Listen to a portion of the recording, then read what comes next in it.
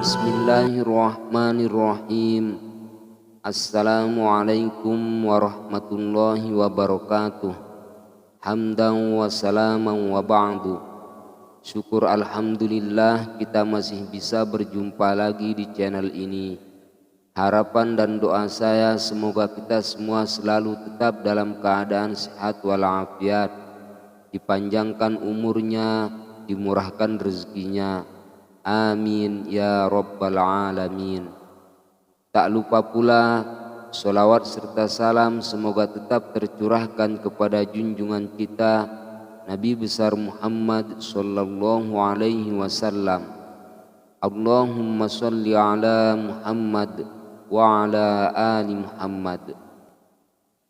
Pemirsa yang dirahmati Allah, pada satu kesempatan Siti Fatimah istri Sayyidina Ali atau putri Rasulullah sallallahu alaihi wasallam itu didatangi seorang peminta sedekah. Ketika itu Sayyidina Ali dan istrinya mempunyai uang hanya 50 dirham saja. Lalu Fatimah radhiyallahu anha membagi dua uangnya. Artinya ia memberikan pengemis itu sedekah sebanyak 25 dirham. Setelah menerima uang sedekah dari Siti Fatimah, pengemis itu pun lantas langsung pergi. Akan tetapi di tengah jalan ia berjumpa dengan Sayyidina Ali radhiyallahu an. Lalu Sayyidina Ali menegurnya, menanyakan hendak kemana dan habis dari mana. Pengemis itu pun menjawab bahwa dia baru saja datang ke rumahnya dan bertemu dengan istrinya Siti Fatimah yang memberinya sedekah uang. Lalu sahabat Ali bertanya, berapa banyak yang diberi oleh Sayyidatina Fatimah? 25 dirham, ucap sang pengemis itu. Sayyidina Ali lalu menyuruh pengemis itu kembali sekali lagi ke rumahnya. Pengemis itu pun pergi dan menjumpai Siti Fatimah untuk yang kedua kalinya. Dan benar saja ia memberikan lagi 25 dirham kepada sang pengemis itu. Maka habislah uang 50 dirham itu hingga tiada tersisa lagi. Tak lama setelah itu Sayyidina Ali pun tiba di rumahnya. Menjumpai Siti Fatimah sedang termenung. Dalam benaknya ada khawatir, jangan-jangan suaminya bertanya tentang uang belanjanya yang diberikan 50 dirham itu. Mengingat bahwa uang yang dia miliki cuma 50 dirham itu sudah habis disedekahkan tanpa ada sisa lagi.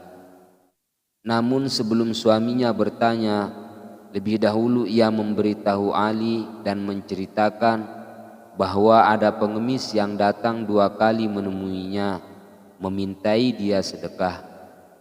Mendengar itu Sayyidina Ali pun tersenyum, seolah-olah mengisyaratkan bahwa dia membenarkan tindakan istrinya yang memberi habis pengemis tadi. Lalu selang beberapa hari, datang lagi seorang hamba Allah menemui Sayyidina Ali di kediamannya dengan membawa seekor unta. Orang itu mengadukan keadaannya yang sedang dalam kesusahan dan ingin menjual atau dijualkan untanya tersebut. Sayyidina Ali pun tanpa berlama-lama dengan mantap menyatakan kesanggupan untuk membelinya. Meskipun ketika itu dia tidak punya uang sama sekali. Namun dia berjanji akan membayar lunas unta itu dalam masa tempo beberapa hari ke depannya. Setelah akadnya dirasa sudah selesai, maka si pemilik unta itu tadi meminta pamit. Lalu setelah kepergian orang itu, Sayyidina Ali mulai agak terasa kebingungan. Kemana ia hendak mencari uang untuk membayar unta tersebut. Namun beliau dengan cepat mengambil keputusan untuk membawa unta itu ke pasar esoknya. dengan harapan dapat menemukan pembelinya yang sesuai dengan harga yang diinginkan oleh si pemilik unta itu. Tapi ketika di pasar, tak satu pun di antara orang-orang yang menawar unta itu dengan harga yang sesuai keinginan. Di tengah kegalauannya, beliau pun memutuskan untuk membawa pulang unta itu.